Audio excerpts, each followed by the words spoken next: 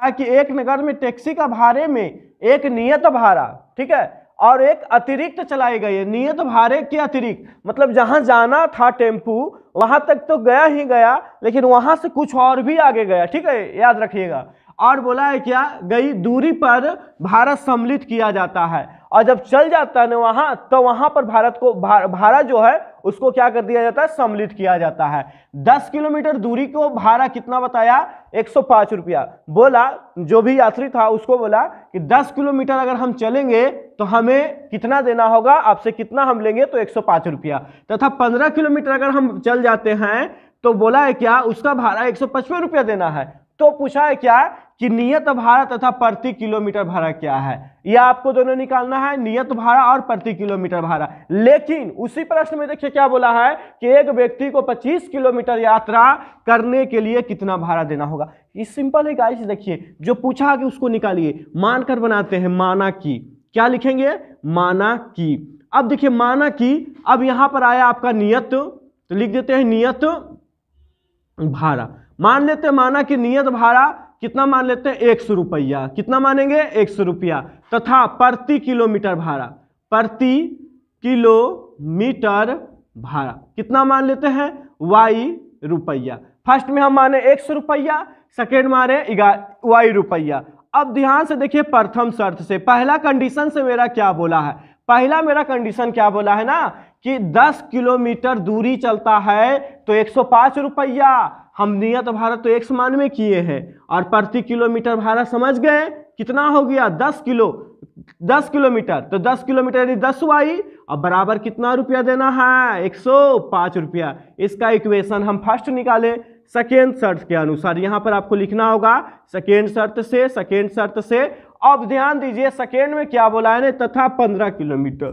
चलिए 15 किलोमीटर यहां पर हो गया 100, 15 किलोमीटर दिया हुआ है, अतिरिक्त का 15 किलोमीटर, और बराबर में कितना हो जाएगा, 15 किलोमीटर चला तो 155 रुपया, तो यहां पर 155 समीकरण फर्स्ट। अब हम आपको प्रतिस्थापन विधि द्वारा बता रहे हैं, क्योंकि प्रतिस्थापन विधि द्वारा बोला है निकालने के लिए, तो समीकरण फर्स्ट से, तो यहां पर आपको लिखना होगा समीकरण फर्स्ट से।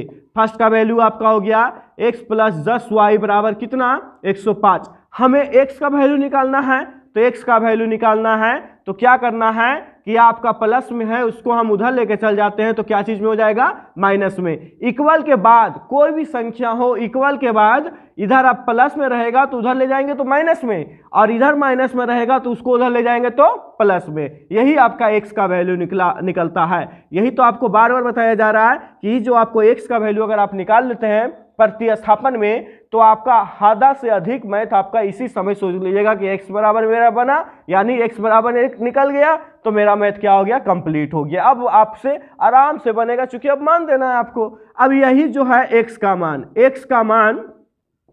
समीकरण 2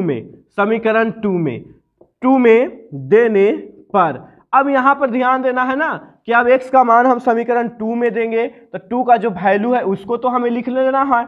2 का वैल्यू देखिए यहां पर आपका है इक्वेशन 2, x + 15y अब बराबर कितना, 155 दे दीजिए। अब यहां पर हमें बात करना है कि x बराबर लाए कितना, 105 और -10y, तो 105 - 10y दे दिए, प्लस है प्लस 15y बराबर कितना, 155। अब यहां पर देखिए ये आप इसका आप क्या हो गया, ये दोनों एक जात हो गया, तो 10 माइनस में 10 है, प्लस में 15y और इक्वल 155, यह आपका प्लस है। क्या बताए थे, प्लस यहां पर रहेगा, इक्वल को उधर लेके चल जाते हैं, बराबर को उधर ले जाएंगे तो यह माइनस में, तो यह आपका क्या चीज में हो गया गाइस, माइनस में।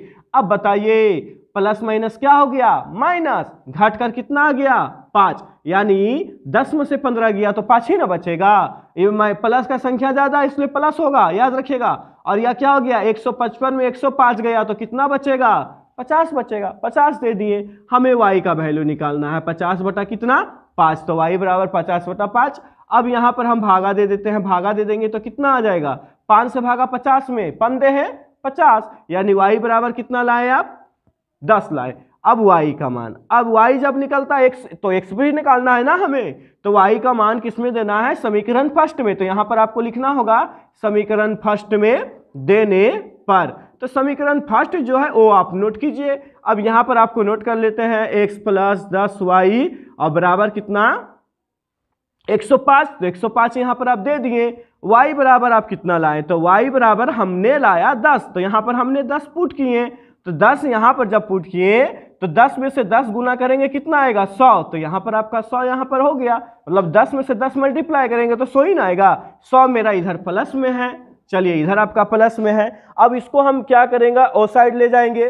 तो यह प्लस में है, आपको बताए थे कि प्लस में आपका इक्वल का इधर यानी बराबर का इधर प्लस में है, तो उसको उस साइड ले जाएंगे तो माइनस में। तो कितना हो जाएगा 105।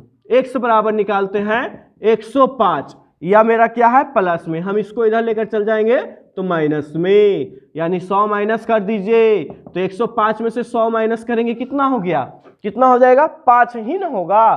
तो क्या पूछा, अब यहां पर पूछा था प्रश्न क्या है आपको कि नियत भाड़ा क्या है। तो नियत भाड़ा बराबर आप क्या माने, x माने, तो आपका x कितना आ गया 5 रुपया। कोई प्रॉब्लम। और पूछा है क्या प्रति किलोमीटर, तो प्रति किलोमीटर आप क्या माने जी y। तो y बराबर आपका आंसर कितना आ गया 10। ये 5 निकला, ये 10 निकला। लेकिन यहां पर प्रश्न क्या बोल रहा है ना कि एक व्यक्ति को 25 किलोमीटर यात्रा करने के लिए कितना भाड़ा देना पड़ेगा। 25 किलोमीटर है ना, यहां पर लिखेंगे 25 किलोमीटर यात्रा करने के लिए क्या पूछा है, भाड़ा।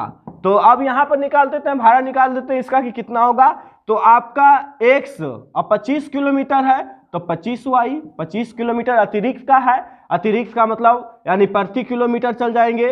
तो देखिए प्रति किलोमीटर y है, इसलिए 25 मल्टीप्लाई y करेंगे।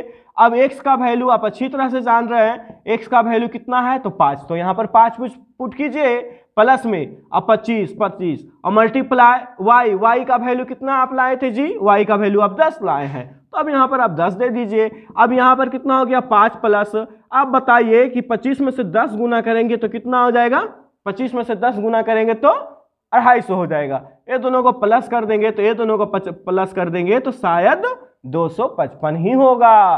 तो ये आपका आंसर हो गया। अगर वीडियो आपको अच्छा लगे तो लाइक और शेयर जरूर कीजिए। ओके गाइस, तो अभी तक आप समझ गए होंगे, अगर इसको स्क्रीनशॉट लेना है तो आप ले सकते हैं। तब तक के लिए धन्यवाद। अब मिलते हैं अगला क्वेश्चन 5 में।